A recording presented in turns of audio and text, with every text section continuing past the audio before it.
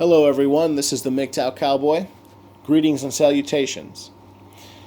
I wanted to make a quick video about a gentleman I was recently researching. That gentleman is J.D. Unwin. I quickly took a look at some of the reviews of his book. He wrote a number of books, but of his magnum opus, or his crowning achievement, his masterpiece. That book was called Sex and Culture.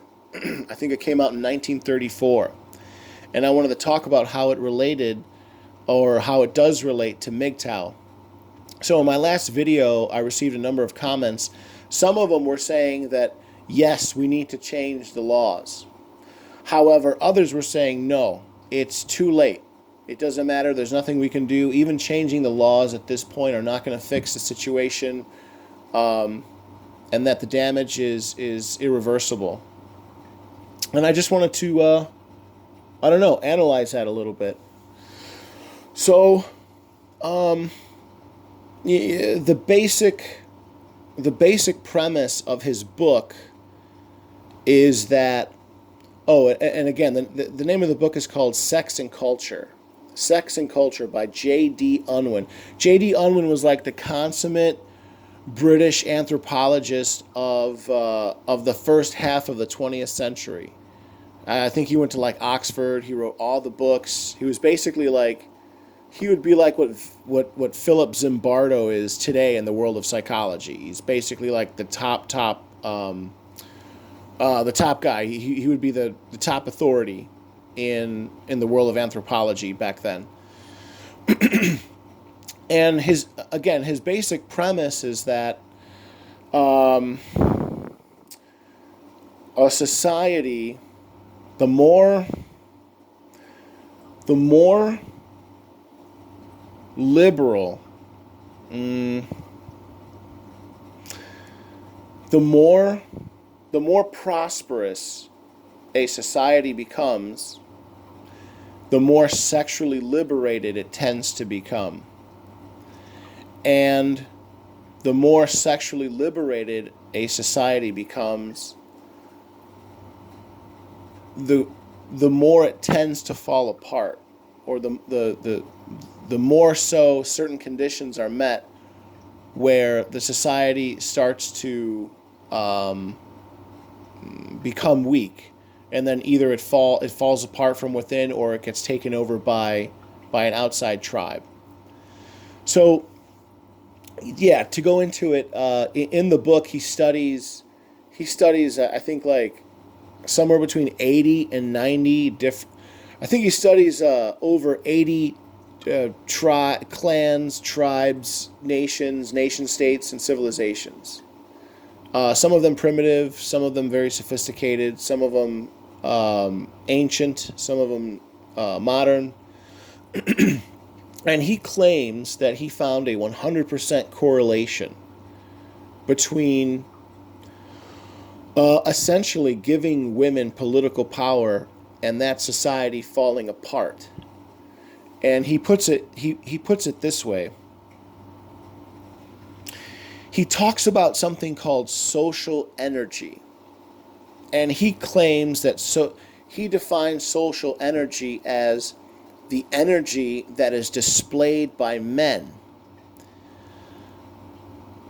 This energy comes from the desire for sex. So he says that the sexual marketplace is basically the granddaddy of all marketplaces.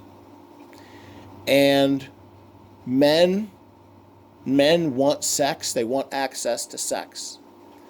And that the number one way to drive a society forward is to make men work for sex. Men will work for sex, and this will manifest itself in all manner of achievements within society.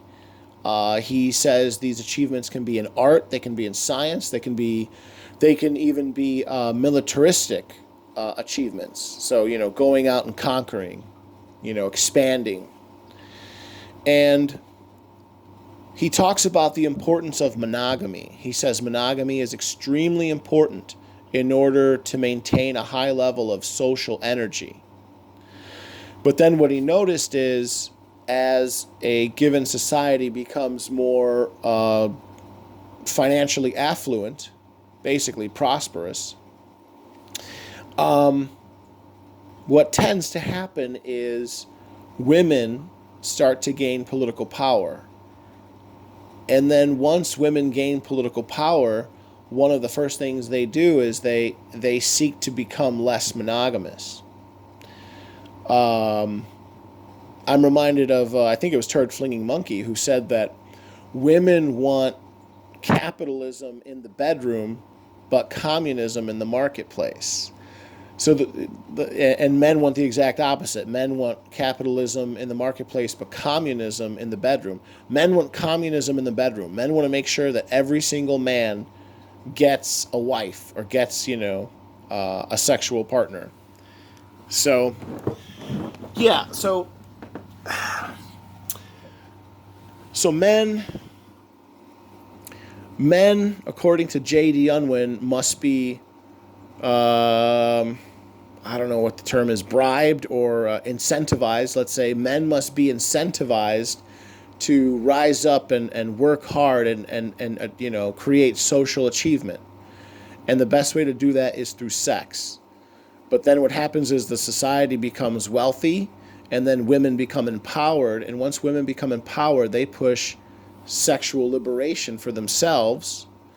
And then the men become disincentivized because not every man is men. All men are no longer guaranteed a sexual partner, right? And we fall back to a tournament species like the Pareto principle, where it's like 80-20, where the majority of men get nothing, but a small percentage get all of the sexual access. And this is bad for a society because the majority of men end up no longer becoming invested in their society. They no longer care about their society, and then the society falls apart. And then what ends up happening is it falls apart from within, or another society. Think of immigrants. Maybe here in America it would be immigrants from Central America, or maybe in Europe it would be Muslims from the Muslim-speaking world, or the Ummah. They come over, and they tend to be young men, right? As you might hear people say, men of military age, and they exhibit higher levels of what he calls social energy. So then what ends up happening is over time is the society falls apart, and or it's conquered by another tribe that exhibits more social energy that comes in and just takes over. And this doesn't take 1,000 years. According to him, it takes between 5 and 6 generations. So yeah, I just wanted to mention that, and I wanted to mention that what J.D. Unwin talks about, it has some overlap with Mgtow, or whatever in Japan they call it the herbivore men. Or now I hear in China there's a movement, I don't whatever if you want to call it a movement, social phenomena that's occurring in China. It's called lying flat. I think is how it's translated, and it's the same basic concept. These men, they have become unmotivated to work hard to achieve. And that's because ultimately, if you listen to J.D. Unwin, it's because they have become disincentivized by their society to achieve, because they can no longer get the things that they want. And chief among them is a viable a sexual partner. So they don't really care. So they're not really concerned about achieving much, and then the society becomes stagnant, and then it just collapses. Or it's just taken over by another society of people that just come in and then they take over that way. So yeah, I was researching J.D. Unwin, and I think he has a lot of good things to say. and I think he called it a long time ago. I'd also like to mention quickly that I believe in his book, Sex and Culture, he doesn't necessarily say that we should take away women's rights. In fact, he says that that's probably a bad idea. But he also simultaneously says that he doesn't know what can fix this. But for whatever reason, men, they operate off of incentives. When you give women, when you free women sexually, they end up eschewing the idea of monogamy, and then that disincentivizes the men. The men become lazy. They no longer care about their society, and then once the majority of men become that way, the society falls apart. And I think that is exactly what we're witnessing now in Western cultures. So I'll leave it at that. Sorry to go so long, you guys. If you like my content, please comment. Feel free to subscribe, and you guys have a good rest of your morning. All right, bye now.